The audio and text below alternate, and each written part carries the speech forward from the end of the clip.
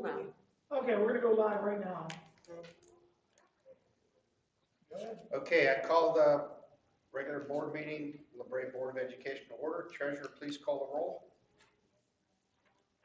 Mrs. Ansell. Here. Mrs. Duncan. Here. Mr. Morton. Here. Mr. Sewell. Here. Mr. Gibson is absent. All right, if you stand and join me in the Pledge of Allegiance. I pledge allegiance to the flag Of the United States of America and to the republic for which it stands, one nation, under God, indivisible, with liberty and justice for all. Thank you. All right, first order of business, we'll go to the superintendent for his report. Mr. Calderon? Okay, first topic for tonight's report, we're gonna start with the area of finance, and I know in talking with Mr. Panic, he's got a couple items that you'll see on the cover page of the agenda that he wants to address with the board, and then I'll update you on our deficit reduction plan. Mr. Panic? Yeah, so there's three things on here. The first one, the auditor discovered in the receipt of the tax settlement for September 2019 that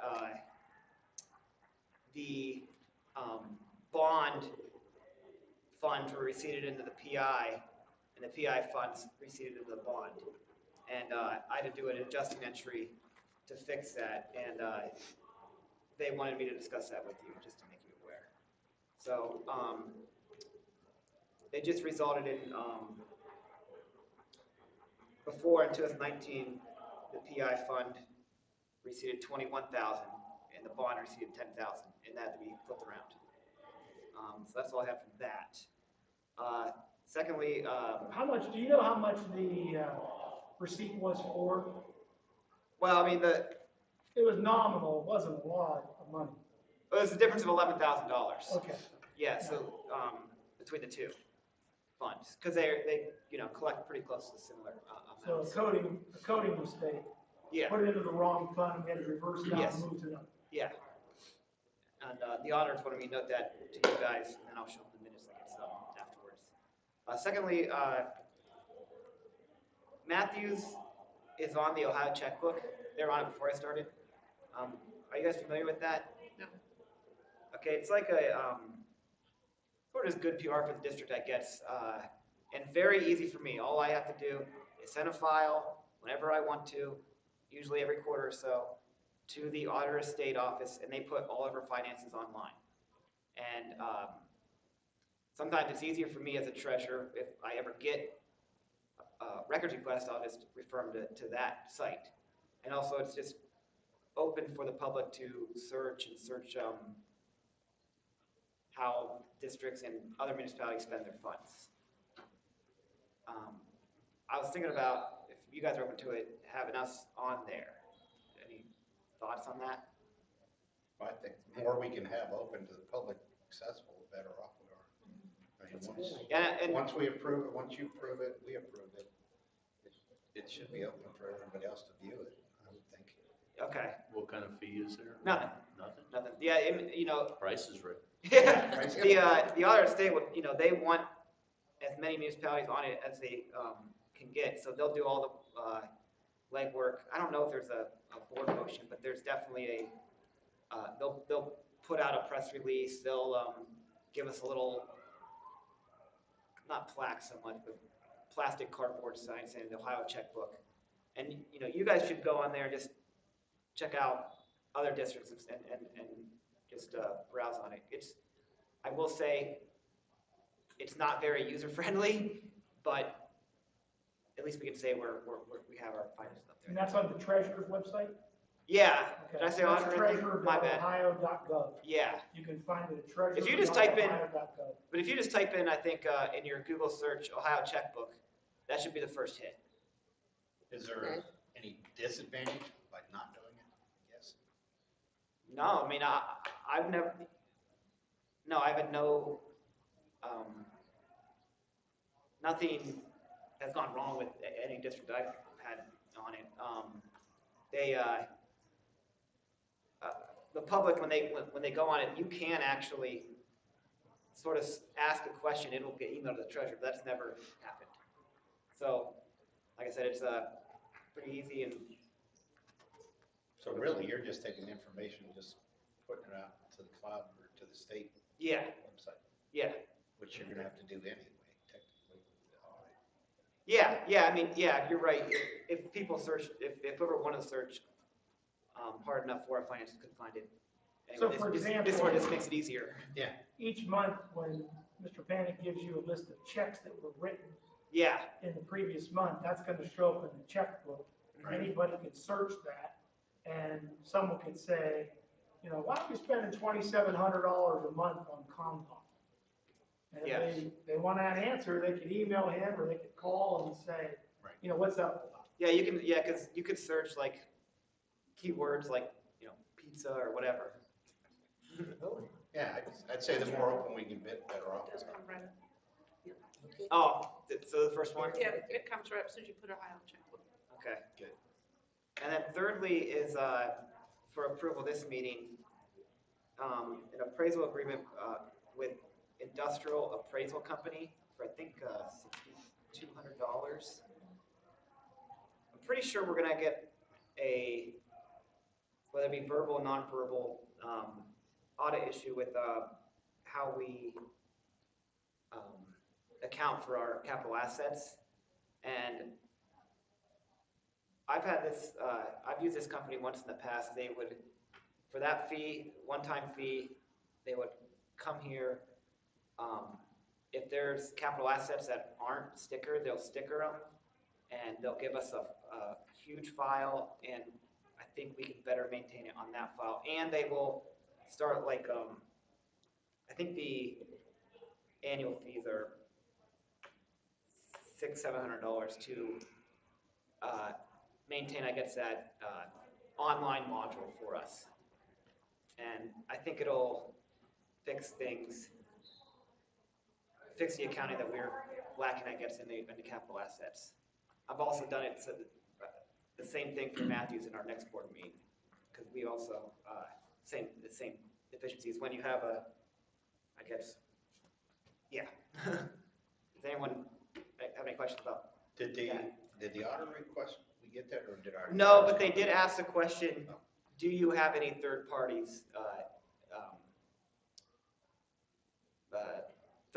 to administer capital assets? Because I know a lot of times businesses, the insurance company. Yes. Would ask you to Yeah. verify what you. And this is, and having our, a reevaluation of our capital assets is recommended, I think, by them every 5 to 7 years. And I was asking AJ, since we add new buildings, we probably haven't done this. This is my 10th year we haven't done it. Okay. Yeah, I think the And last I time. know that I think it's before we had this. talking to our central office people who manage inventory, Yeah. I know for a couple of years it was widely believed by everybody in that office that it's a little bit of a mess. Yeah, and this is probably like, in most districts, the first thing to get neglected, I guess. Yeah, and when I say a mess, what I mean by that is the system we're using is cumbersome. Very much It's so. hard to remove items and put them in the proper location. You get teachers that are upset because they've got things that have, been not in their room, and you can't easily have taken them off. And then by the time we get to the annual inventory, maybe someone has forgotten that particular desk or shelving unit is no longer there. Technology issues. So it's an old system of use. This system would allow for a web-based system, easily interchangeable with our inventory asset management software through Neoman. So it is long overdue, and we had the discussion last spring with Mrs. Jones in our central office about doing it. But as you can imagine, it was like, okay, well, let's wait until we get on the other side of this, and there's probably a better opportunity there. On the other side of what? Like The COVID? pandemic. All right, okay. Well, you didn't know it was going to last this long.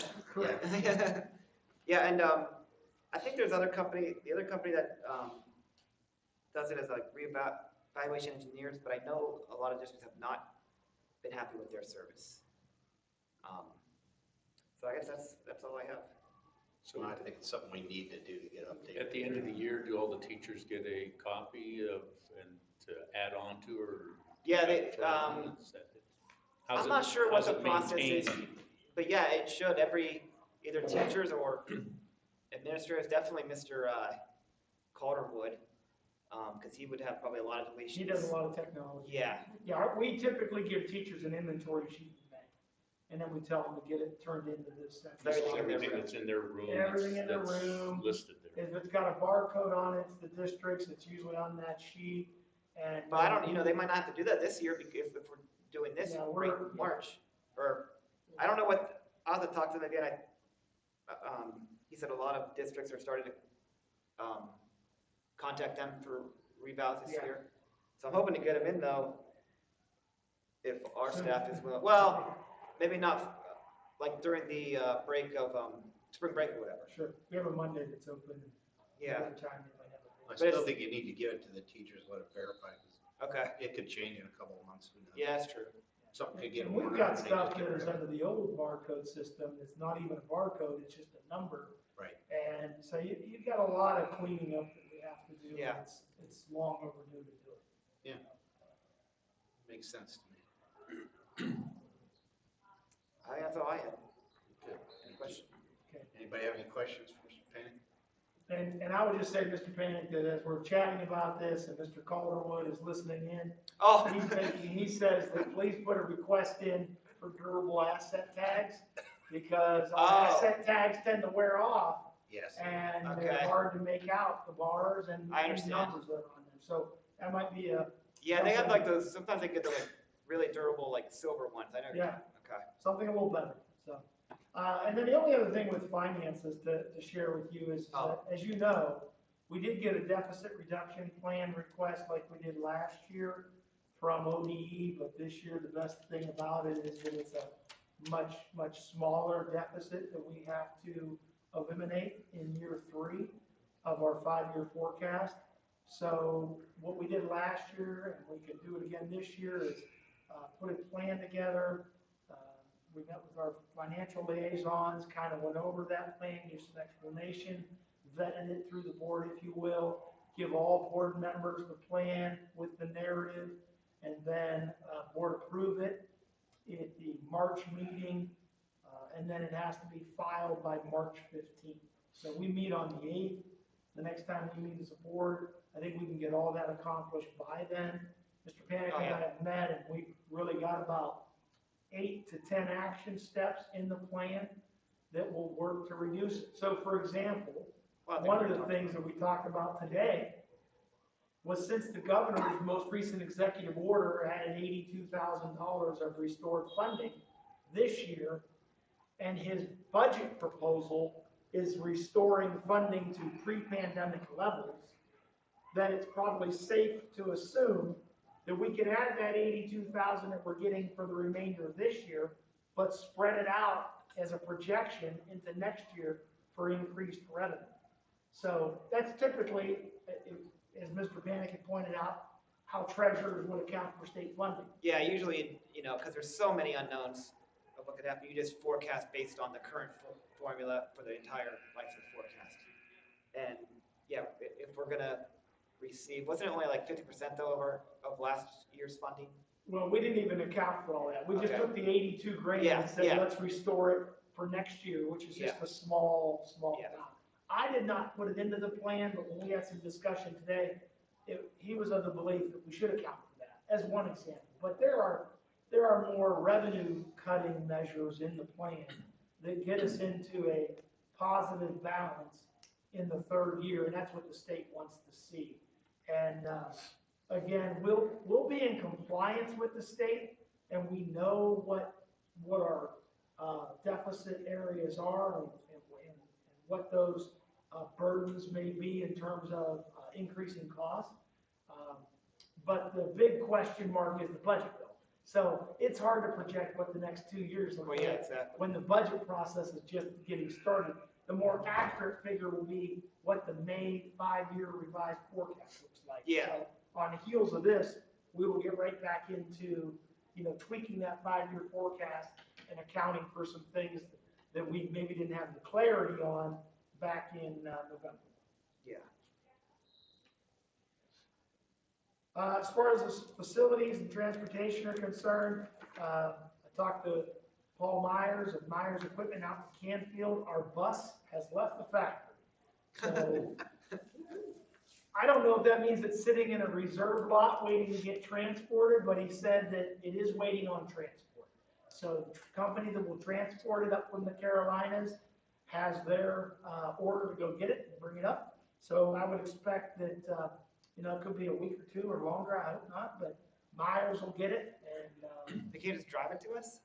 they won't drive it directly here. They'll drive it to Myers, and then Myers will inventory it and check it to meet the specs of the bid. Right, okay. And they'll ensure that it's what we ordered, and then they'll make an appointment to deliver it. So hopefully, that'll give us some good news. We are using the engineer's new bay facility. They opened it up last year, and it's rather, you can see it from the road if you drive out North River Road. It's a building that sits farther to the east after the main, I think the engineer's office is like a big 3-story building. This looks like a big garage. It runs north and south, has 2 bays in it, and you can take large vehicles in there, dump trucks, buses. And so for a couple $100 that we put on an account with the engineer, I know our mechanics today, I was over there, they took a couple buses over and they come out squeaky clean, looking great. But the reason we do it, and it's not the way we're gonna wash buses forever or all the time, but we do it in the winter for the undercarriage spray and cleansing that comes with it. And so you get a lot of road grime, you get some issues when it comes to step wells and wheel wells rusting out. We think this might be a good thing in the winter to make use of to help clean some of the grime and salt that sometimes accumulates and can be corrosive on our buses. Like I said, I think it's probably somewhere around $10, $12 in the neighborhood of what it costs per bus to run through there. Might be a little bit more. And then also we have posted for our vacant bus driver position. We have yet no applicants. There's a number of districts looking for bus drivers. And of course, anybody out there who might be tuning in, if they are interested in being a bus driver, or if there's a stay-at-home mom that wants a few extra part-time hours and is not intimidated by driving a big bus, then we can help get that training underway. But we are looking for a permanent position, as we've had one retiree, and we do anticipate possibly one more retiree by the end of this school year or summer, and so that's a need that we're going to try to fill.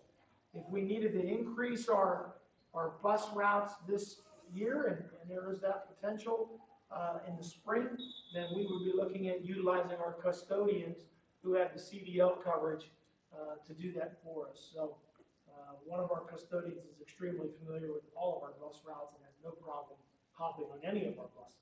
So we can manage. As far as students are concerned, just a final number on the return of the virtual learners. There are 69 students that did return. And you might have some as low as 1 in a grade level. I think we had 1 senior come back. But a lot of them are 5, 7, 6. We got 3 grades, I think, where there were 8 that returned. As you can imagine, a lot of the bigger numbers are at the lower grade levels. So we welcome those individuals back over the last couple of weeks and are working to get them assimilated. Now, one of the things that we are working on with Neoman is handling the grades, because you've got semester course grades that we've got to integrate into our grades now back here in the building, because you might have English language arts online, but now you got an English language arts with the LaBrae teacher for the 2nd semester. So we're meeting with Neoman last Friday, our principals and counselors, and are trying to hammer those logistics out, and they've come up with a plan to do that. Of course, if students are 100% virtual all year, those courses are just going to print to their transcript. But if they're not, and you got kids coming back, we're going to integrate those, and the only grades that are going to print are the final transcript grade of the course they're sitting in LaBrae for this particular spring. And we're going to integrate those grades into those averages so that we can come up with a full year grade. So do know that a little cumbersome task, because sometimes the computer system and what you have to do to manipulate it to get it to work, they're doing that with the guidance of Neoman's tech support out there, and we appreciate their help to lead us to a solution to merging those grades and making sure that our student work is accounted for in the transcripts. As far as the COVID data, last week we had a few more student cases. As of right now, and the good news was no reports today of any additional cases. We have 26 student cases and 19 staff cases. And remember, one of those in each category is from an ESC self-contained unit that is always in that area. So if you're looking just for LaBrae students that are in our classrooms, it's 25 and 18. Also want to make you aware that our National Honor Society induction ceremony is going to happen on a small scale with just the parents spaced out in the auditorium during the school day. That will happen on the 25th. Mask protocols and distancing will be followed, but I know under Mr. Starkey's directives, Mrs. Dayer has been working to plan that ceremony. Originally, it was scheduled for a Friday, but we found out midweek last week that our vaccination day is Friday the 26th, so we had to go with alternative plans and bump that to the 25th. So that is going to take place here in a couple of weeks, and all of our parents and students knew back in December that they had made it. We just could not commit to doing a ceremony at that point in December, but we did want to make sure that our inductees knew of it so that they could put it on, college applications and, make sure that it was on resumes or, whatever they needed to do in order to, move forward with their plans going through the spring and next fall. Also want to make you aware that we have a new bill that passed in Ohio. It's House Bill 436. It's on dyslexia. This is the second attempt by the legislature to mandate some dyslexia screening and interventions. And I can tell you that a lot of times when laws pass, it's up then to the administrative agencies to write the code, give further detail to the legislation and guidelines of operation and approve various screenings. That's what ODE is doing right now. There's a lot that is known about dyslexia screeners and interventions, but a lot of that is being formalized and finalized by the Ohio Department of Education. But by 2022, in the 2022-23 school year, every school district in the state of Ohio will have to screen for dyslexia. And that is going to be something that it will be of a challenge because there's certain training that all teachers will have to go through at the elementary levels to ensure that they know how to properly identify and screen as well as implement interventions. So all of those guidelines are forthcoming from this piece of legislation. So I can tell you that in our superintendent organization, one of the former superintendents of a school district near Toledo that went through this already on their own said it was about a 4 to 5 year process in their district, and they did it at the request of parents. Students that weren't qualifying for necessarily disabilities, a parent group came to them and they started presenting research and started talking about districts addressing the dyslexia problem. And when they started digging into it and started heading down that path by doing their research or studying and then addressing the issue, it was a 4 to 5 year process. So it can be kind of extensive. And I know Ohio has been wanting to address this for the last several years. So we'll see when the details start flowing out. How this will impact us. I will say this, that the curriculum and instruction department, the literacy team at the ESC is on top of this. They know it's coming down the road, so to speak, for the last several months. And so they've been doing everything they can to stay ahead of it. And so now it's a matter of, in fact, we got some people that are working to, calling ODE practically a couple times a week, trying to see if they can even be a part of the process. And finalize those guidelines. So we appreciate that type of passion and enthusiasm because we know it's going to be critical to helping facilitate all Trumbull County schools moving forward. And then the last area with regards to students, we have a literacy meeting coming up next Wednesday where our literacy committee will get back together looking at our literacy intervention plan, and then of course trying to move forward with our initiative of gradually implementing some tier 2 interventions and some tier 1 strategies as we do whole group instruction. And I think we're going to start to look at the idea of what resources our teachers might need. Our principals in the area of literacy have put out Google Form surveys to the teachers. Their teachers, K to 5, have been replying to these Google Forms, letting their principals know, this is what I use for, you'll hear sometimes tier 1. Tier 1 means like whole group, whole class. This is what I use for base instruction. This is my tier 2 material that I'm using.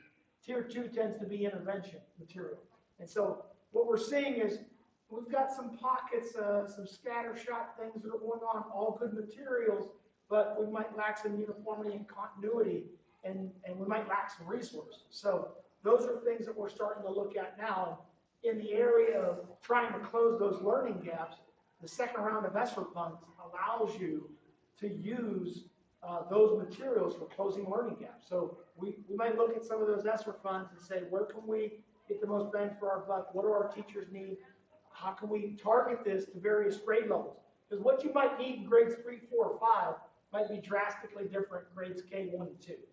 That's something I'm coming to learn. So we're going to have those kind of conversations moving forward, debriefing with what our teachers are using, what are those best resources, where are the gaps, what are the pockets that we need to fill, how do we best do that? In the area of personnel, I know that most of you are aware that Mr. Sewell had met with Mr. Panic and I and completed the performance evaluation process. Mr. Sewell did bring up the notion that the board had suggested maybe that some of our evaluation instruments were maybe not always appropriate in every area. I don't know the history of where they came from. I can tell you that he filled me in on that. And then, I thought it was a perfect segue to say that if the board is interested in improving those evaluation instruments for the treasurer and the superintendent, that there are standards in those professions for those two positions. They're available on ODE's site. So earlier this evening, I pulled those standards off and emailed them to you. You'll see that in the prior email, maybe within the last hour, you got an email that has standards for the superintendent and standards for treasurers. And they're PDF documents that you can scroll through and you can see what those standards are. And so if the board so desires, I would strongly recommend that you start reviewing those and you start collaborating about what do we want our evaluation instruments to measure? What's good in what we currently have, and what do we want to join with it, or what do we want to pull out of it and put into a different document? And I think that it might require a little effort on your part to review those, but we can, myself, Mr. Panic, can offer you any assistance. And ultimately, if you come to us and say, we want to have a work session, or we need to meet, once a month for 2 or 3 months to iron this out and put some protocols in place, I think you can come up with something that you might find builds consensus as a group, and then we can make sure that our offices put together a final document for you when it comes to the beautifying it and organizing it and structuring it. That's not an issue. But when it comes to what do we want to measure, you might want to evaluate that and compare it to what we currently have. The one thing I didn't do, and I can easily do this, is forward you a copy of the current one that we use. And that way you have something to compare it to. Because I know for our performance evaluation, we give you hard copies to fill out, and you turn them into Mr. Sewell. So wanted to make sure that you were aware to look in your email for that. Please review those, and we can move forward. But those documents, I think, have been around for well over 15 years, right? Those used to be used over 15 years ago. Yeah, and they're, before that, we used one that was a little more elaborate, I guess, for like 4 years. Before that, I think the ones we're using now are the ones we used probably 20 years ago. Yeah. So there's a short period we tried some. It was kind of cumbersome, and I think most of the board members probably didn't read through all of it. There was too much stuff in there. So yeah, we need to figure out what do we want to measure against. And that's when I brought that up to AJ during the evaluation, and he suggested that the state has some standards. So I thought, we can combine between the two, come up with whatever you guys want, and then we'll use that as our base going forward. You know, there's nothing said this can't be changed anytime. We're the ones evaluating, so we should use, you know, to get the answers we want. It can be changed anytime. I mean, we've done this year's evaluation, but going forward, this gives us time to work on for what do we want to change, what do we want to take out, what do we want to add. So my suggestion is, you know, to keep what he did, and I sent you guys all copies of the finals with the answers for how we evaluated what the responses were. So use that, kind of combine the two, take out what you don't like, add it, and as a group we can get together, like you said, anytime in work session, and, you know, vet it out, see what we want to do. It's our document, so we should make it whatever is most beneficial to us. Thanks. Okay, sure, yeah. So I think there's some value in that, and, you know, we've got the material, you got questions and ideas, we can definitely move forward and make some appropriate changes. Also want to let you know that we have about 122 people right now that are LaBrae employees that are going to get the vaccination, so that's a good turnout. I think Ohio has a vaccine willingness rate, I'll call it that, I don't know if that's the right technical term, in the low 60s, in terms of about 60% of the people are willing to take the vaccine. I think when you look at our numbers, that's 120, 25 people, those are pretty good numbers. So that also includes some of our winter and spring coaches that are not teachers in our building, because the idea is that they have to be working directly with the kids. So you might have seen some things in the news about certain board members of a neighboring county that maybe were receiving vaccinations, and you know, that has not happened in Trumbull County. First of all, Trumbull County doesn't get vaccinated until the last week of February, but we were instructed right from the get-go a couple weeks ago that, you know, school board members are not eligible unless they're meeting the age threshold in the general public. And so therefore, you know, unless you as a board member were doing something day to day directly with kids, is about the only way you would be eligible. So we did have a change in provider, and when we got this update, we emailed all of our people that have signed up to get the vaccine. We were originally assigned Giant Eagle, and then we went with a different provider because there was a big conflict with Giant Eagle, already scheduled to do another round of vaccines the week we were to get our first vaccine. So the ESC is who's coordinating this for us. Most schools in the county are using the ESC, and now our new partner is Discount Drug Mart.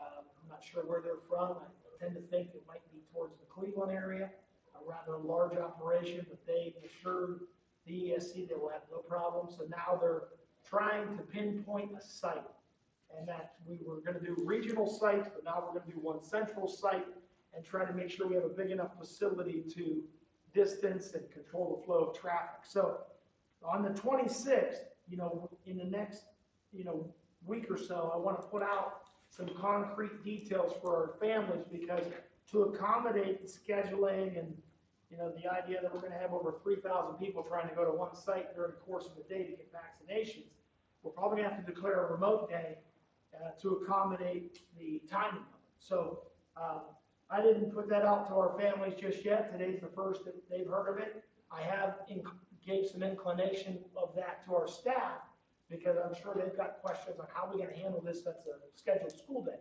But you know, if it gets us closer to being better prepared, then it's a good day to go remote, so that it moves us one step closer to return to normalcy. Also, the strategic plan that we've mentioned a few times, I went through. Mr. Sewell and I had a conversation about this on Friday. I let him know what I did. I shared it with you, I believe, in a link with an email. And what I tried to do is take some of those recommendations about health, safety, even remote instruction during, you know, pandemic times or times of health concern. We kind of incorporated that in there. So hopefully you had a chance to review that over the weekend with your board packet. And we plan to ask you to approve the revised strategic plan this afternoon or this evening. And then just the other miscellaneous items, we're about ready to start a policy update overviews and then loaded to the drive. It's the OLA policy 39, number 2, and it'll say January 2021 in parentheses. The overview documents have been loaded. The policies have not. I meet Thursday evening via Zoom with our policy representative. So she is going to meet with me and we'll look at these revisions and suggested edits, and we'll put them before you in the shared drive probably within the week, and we'll come back probably, I would assume, March, and ask for the first reading for you to have a chance to look at them and the suggested edits that will be there. A reminder that Thursday is parent-teacher conference. It's also an early release day. There's no school on Friday or Monday. Monday's President's Day. Friday's the compensation day for the conferences in the evening. And then our next board meeting is March 8th at 6 o'clock. And that's all I've got. Got questions? We'll gladly entertain. Any questions? Are we gonna try to have March 8th meeting in We sure can. person? I think we can. I think we can, put out that we would limit attendance. Right. And if you said no more than 30 people, I don't know that we've ever had, maybe one time, 30 people have showed up. Yes. It's been But a I think we could put out notice, if the board would like to do that, we could distance on the stage, allow people in the crowd, have a maximum attendance, and just forewarn people that if, we reach that max, the doors are closing. We've got to. Right. Just for the sake of trying to do our best to abide. Okay. Do you know how many we still have on the virtual learning? About 105 that's the number that sticks out today, because when I went and looked at that number for tonight's meeting, I did look at how many still remain, so about 105. If we have it in person next month, are you gonna bother doing this too? No, No, Okay. we just do No. one or the other. Yeah, okay, good. no, I wouldn't do both. Okay. Any other questions? All right, we'll move on to public participation. Do you have any questions submitted? No. No questions. Surprised. Okay, guess we'll move into the regular agenda items. Turn it back to Okay. Mr. Colburn. Sure.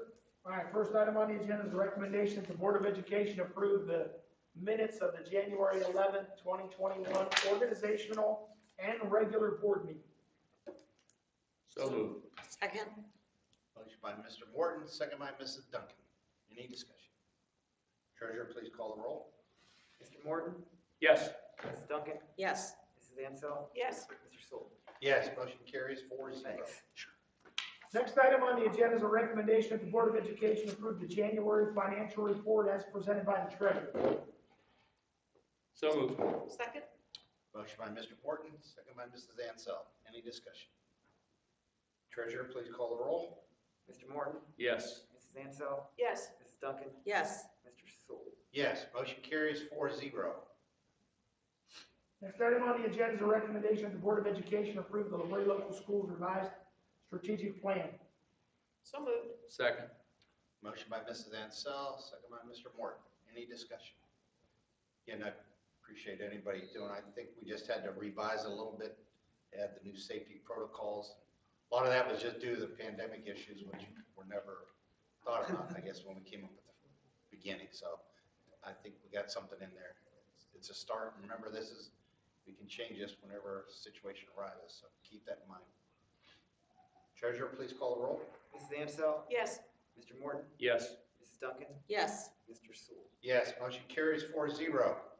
Next item on the agenda is a recommendation that the Board of Education approve the voluntary transfer of James Bailey to the 6th grade social studies teaching assignment at LaBrae Middle School, effective for the 21-22 school year. So moved. Second? Motion by Mrs. Ansell, second by Mrs. Duncan. Any discussion? Treasurer, please call the roll. Mrs. Ansell? Yes. Mrs. Duncan? Yes. Mr. Morton? Yes. Mr. Sewell? Yes, motion carries 4-0. Next item on the agenda is a recommendation that the Board of Education approve the voluntary transfer of Aaron Ott to the instrumental music position for grades 9 to 12 at LaBrae High School, effective for the 21-22 school year. So moved. Second. Motion by Mrs. Ansel, second by Mr. Morton. Any discussion? Treasurer, please call the roll. Mrs. Ansel, Yes. Mr. Morton, Yes. Mrs. Duncan, Yes. Mr. Sewell. Yes, motion carries 4-0. Next item on the agenda is a recommendation of the Board of Education approve John Wolford for the career-based intervention supplemental position for the 21-22 school year, which authorizes 10 days of extended service at the teacher's per diem rate in accord with Article 18, Section C of the negotiated agreement with the LaBrae Teachers Association. So moved. Second. Motion by Mr. Morton, second by Mrs. Duncan. Any discussion? Now, do know that previously, the current placeholder had 20 days, and that was not written anywhere in any bargaining agreement. Several years ago, we put language in the contract to address that when a vacancy occurred, we would structure that assignment of extended time very much like we would the other positions that have extended time. And so we have gone from 20 days to 10. However, we will monitor that.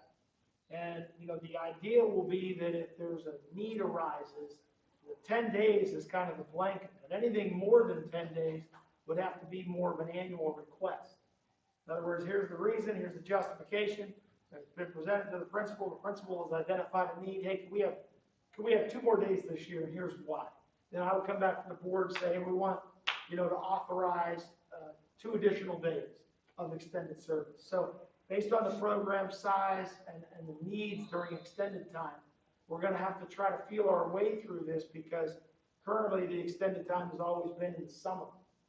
But there might be, depending on how we structure this with Mr. Wolford's schedule, there might be an additional need along the way. So we'll see where that plays out. So I just want you guys to be aware of that the base is 10, and we expect that to work, but if the need arises and it's justified, we would come back on an annual basis. Maybe one year it's something, who knows? Maybe something happens with Ultium Battery that creates a work opportunity with a company that they do business with. And, we need to get some things coordinated and planned to get a program off the ground. Well, we might need a few more days, but then that doesn't necessarily mean we need it every year. So just an FYI. Okay, next item on the agenda is a recommendation.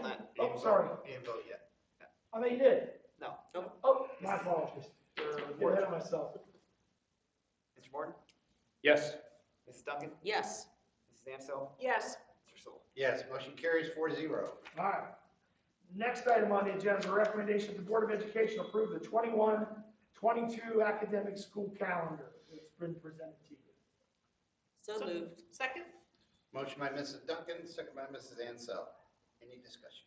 Okay, so I think I might have shared the second draft with you. So we have an extra day in the front end for teacher professional development. I know the literacy issue will be a big one for us, especially K-5. We also want to plan some activities for 6 to 12 that focus on vocabulary acquisition. So, K-12 next year, one of those days at the beginning will be a professional development day focused on literacy. And then we have a couple extra days there at the Christmas break that also line up with TCTC, and that's always nice when you can do that so that our students can, still have access to that same calendar when they go out there. And then we took away the day after Easter. We kind of made Easter just a Good Friday and then the weekend, and we were going to try to end the year on the 31st. But, in consultation with the union, they would prefer to have that traditional Monday after, and so we kicked that extra day back, and so the year will end, following the Memorial Day will be a student day and teacher day. So, so a little bit of revision, a little massaging to the calendar, but works on many fronts for everybody involved. So if you have any questions, I can answer those for you, but it's presented to you for your approval. Any questions? Treasurer, please call the roll. Mrs. Duncan, Yes. Mrs. Ansel, Yes. Mr. Morton, Yes. Mr. Sewell. Yes, motion carries 4-0. Next item on the agenda is a recommendation that the Board of Education approve the continuation of inter-district open enrollment policy and guidelines for the LaBrae Local School District for the 21-22 school year for open enrollment students from all districts or all other districts. So moved. Second. Motion by Mr. Morton, second by Mrs. Duncan. Any discussion? Treasurer, please call the roll. Mr. Morton? Yes. Mrs. Duncan? Yes. Mrs. Ansel? Yes. Mr. Sewell? Yes, motion carries 4-0. Next item on the agenda is a recommendation that the Board of Education approve a family medical leave of absence for Jennifer Balzer, certified staff member, effective January 19th, 2021 through April 13th, 2021. So moved. Second. Motion by Mr. Morton, second by Mrs. Ansel. Any discussion? Treasurer, please call the roll. Mr. Morton? Yes. Mrs. Ansel? Yes. Mrs. Duncan? Yes. Mr. Sewell? Yes, motion carries 4-0. Next item on the agenda is a recommendation that the Board of Education approve Charlene Brandt as a substitute teacher to be utilized on an as-needed basis for the duration of the 2020-21 school year, effective January 19th, 2021, and to be paid at the board-approved per diem rate. So moved. Second. Motion by Mrs. Duncan, second by Mr. Morton. Any discussion? Treasurer, please call the roll. Mrs. Duncan? Yes. Mr. Morton? Yes. Mrs. Ansel? Yes. Mr. Sewell? Yes, motion carries 4-0. The next item on the agenda is a request for the Board of Education to approve the following resolution there, and it regards the employment of certified substitute personnel. And this is a pandemic-related bill passed by the legislature. I'm going to forego reading the entire thing, but in essence, to help school districts get subs, this would allow us to hire non-degreed individuals as substitute teachers for this year only. So with your vote this evening, I think I've explained in the notes enough why we want to do this, just to kind of make sure that all of our bases are covered, because we have some recent graduates in the winter from college that might not have that degree yet, and we want to just make sure that no auditor comes in and says, hey, you hired this person or paid them 3 days worth of work and they didn't have the degree. So this is just a safe measure. You approve it. This was provided by BASA and OSBA, this language, so it's been vetted by legal, and with your approval, we're covered. We're not going to be non-compliant. So moved. Second.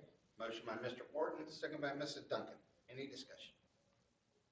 Treasurer, please call the roll. Mr. Morton? Yes. Mrs. Duncan? Yes. Mrs. Ansel? Yes. Mr. Sewell? Yes, motion carries 4-0. Next item on the agenda is a recommendation that the Board of Education approve Laura Del Piro as a substitute teacher on an as-needed basis pursuant to amended substitute House Bill 409, and further temporarily amend Board of Education policy number 3120.04 through June 30th, 2021 to permit the employment of non-degreed substitute teachers. So moved. Second. Motion by Mrs. Ansel, second by Mr. Morton. Any discussion? Treasurer, please call the roll.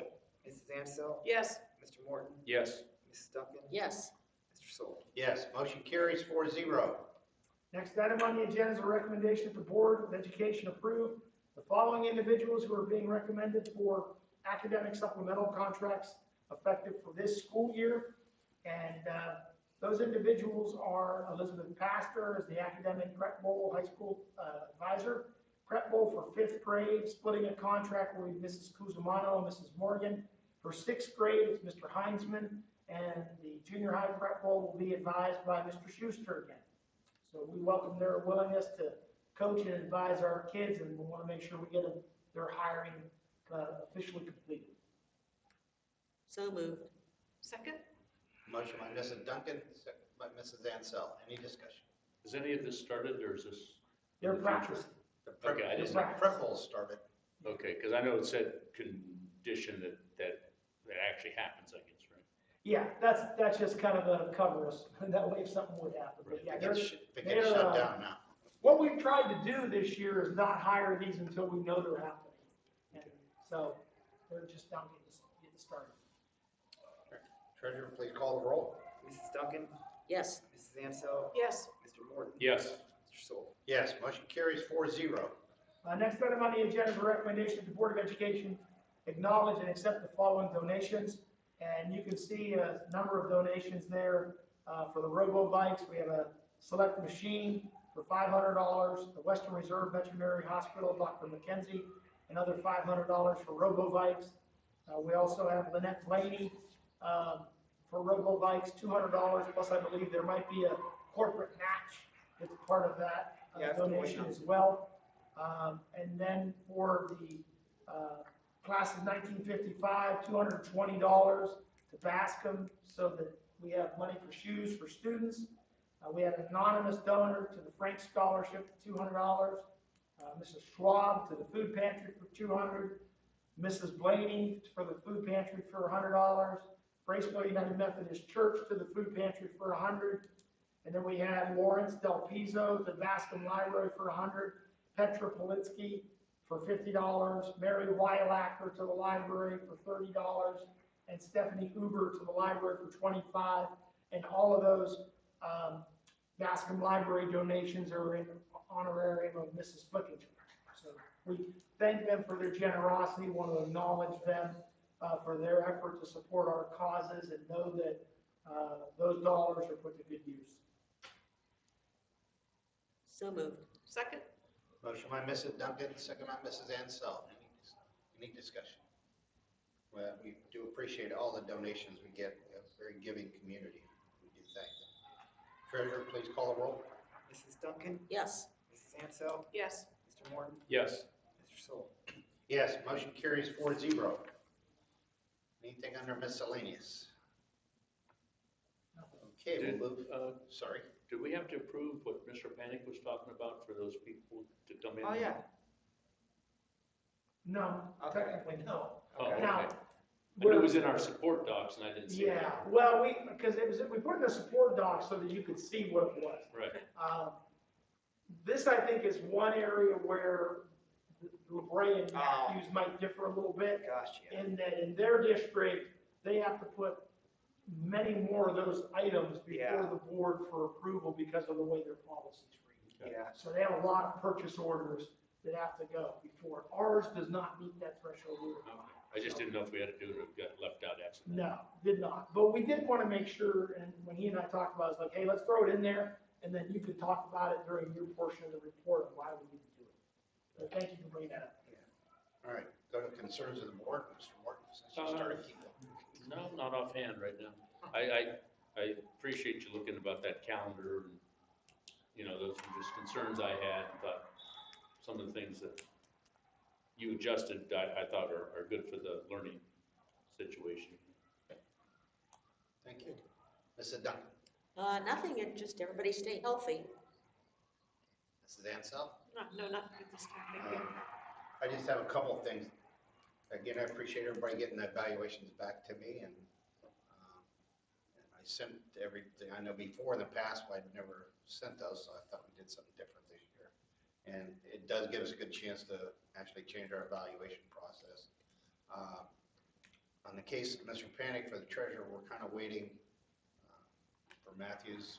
They have to come up with theirs to offer him his contract with them expires, so there's going to be a slight difference. So hopefully by next month we'll have something in place. Well, I mean, if we could, I would like to make sure we understand that there could be some changes there, just because, remember, the way we had to structure the contract was expedient to 1 year only. But legal counsel has advised that both districts would take a compensation package moving forward and split it 50-50 and employ at that rate. That would be the legal way to do it. And it would be a 3-year contract. Yeah. As So it normally is for a start for a treasurer. right. So the one thing I tried to explain to Mr. Sewell is that while right now what we employ him for is just for a small amount that we consider to add on to his current compensation to make it reflective of what the job entails. But when we go to divide that up, our costs are going to look greater. Theirs aren't, but they're both gonna be split 50-50. Right now, we have a small payroll cost and a much larger purchase service cost, like we're paying somebody to do something for us. When we split it, it's gonna be a larger payroll cost, but our purchase services will go to zero. So it's kind of how you're accounting for the money. Yeah, it's an accounting process. It goes from one pocket to the other. But it'll be more still- compliant. You know, yeah, it'll still be the same dollars we're talking about, it just where it goes. One other thing is I talked to Mrs. I talked to some of the guidance counselors about, mostly for the high school, Mahoning Valley Manufacturers Coalition and some of the other agencies, the How Means Jobs that I do a lot of work with. They do have some summer programs that they're still trying to do for high school seniors, you know, to get them jobs, temporary jobs for this summer. They are available. It's a little tougher this year because they can't meet in public still, or, you know, in person. So if you're interested in it, you know, get online to How Means Jobs or call their office downtown Warren. They will explain to them, because there is some bonuses for students if you keep certain grades, if you're the attendance. They have some decent, you know, $100 if you know, get all A's extra on top of whatever your work is. So they're trying to get the people in, the students in, to show that there's other works. Not everybody's going to college, so there is other avenues. And there is some tech training grants out for, some of them are for interns, some of them are for students like machining apprenticeships. So there is money available from businesses to hire some of those kids. So, you know, I encourage them to, you know, at least explore it. It's not for everybody, but our goal for the Manufacturers Coalition is try to get more students involved in manufacturing jobs. So there is other things like electricians, plumbers, welders, machinists. You know, not everybody's going to go to college. But I say that, they're still going to have to do some learning. They're going to still have to go to school, per se. But it'll be, some of it's on the job, hands-on training. But they can make decent money. You know, some machinists, welders right now, you can make $50,000 to $100,000 depending on what you're doing. So there's work out there. It's different. Some of it's hard, but, you know, take a look at it. If you're not sure what you want to do, talk to your guidance counselor, call them or let me know. You know, send me an email, and I'll try to direct you to the right person. We just want, our goal is to make it aware to, you know, the students coming up. We had some programs that we wanted to do for even some of the younger kids, but we had to go into class and show them some of the jobs, you know, hands-on stuff, but we're not allowed to do it right now, so those are kind of on hold. Hope to continue that maybe in the spring if we can all get back. Our goal is, you know, just to show it so everybody can see what, you know, see what your parents are doing. A lot of kids don't know what industrial jobs are in this area, so we're trying to promote that.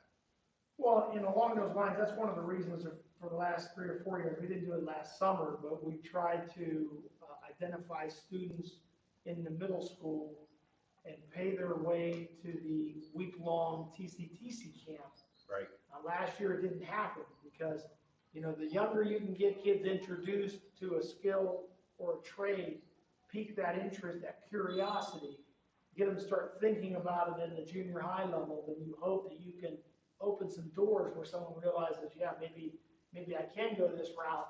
You know, I don't have to go to college. I don't have to take on student debt.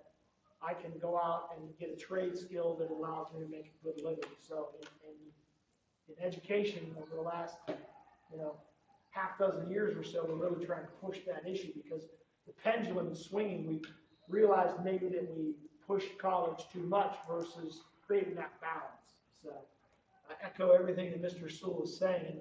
We call it, in the education jargon, we call it post-secondary training. Everybody's going to need some level of post-secondary training. It just doesn't stop at high school.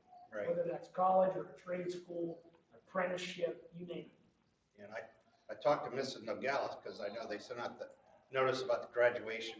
You know, they are planning still graduation with the awards dinner again. Hopefully, that big outbreak, maybe we'll be able to do it in person this year. That would be a goal. But I talked to her about maybe next year setting up some kind of scholarship for, You know, we give scholarships to kids going to college, why not give a scholarship to somebody going to a trade school or something? So I'd like to encourage that, and I told her I'd be willing to fund a couple of those to, you know, just to get it started, to see what happens. So keep that in mind. And, you know, just hopefully all this works out. Like I said, we want to try to have our meeting in person next month if we don't have a big outbreak and everything goes good, we all stay safe. And our goal is to try to get the students back in as soon as we can. But we have to do it in a safe manner. That's why I know Mr. Calderon's not promising anything yet because we don't know what's going on. So our goal is to get them back, and I think our students want in, our staff wants them in, and we want them in. So we'll do whatever it takes to get them that way. We need the situation to be right so everybody's safe. I guess that's it for me. That's enough talking. So I need a motion to adjourn the meeting. So moved. Second. Motion by Mrs. Duncan, second by Mrs. Ansell. All in favor? Aye. Opposed? Motion carries 4-0. We are adjourned. Thank you very much for your patience. Okay, this concludes the Board of Education meeting from the LaBrae Local School Board, February 8th, 2021. The next board meeting is Monday, March 8th at 6 o'clock.